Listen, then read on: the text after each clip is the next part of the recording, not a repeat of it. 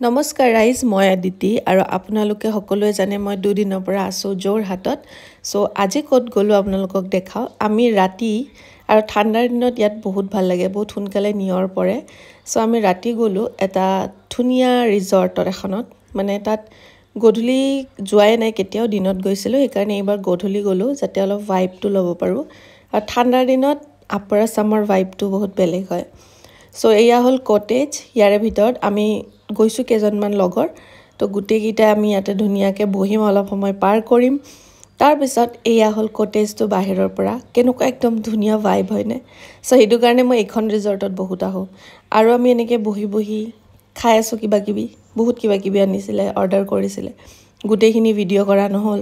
so ৰাতিপুৱা উঠি এনেকে পিছ দিনাখন জুস খালো মানে শেক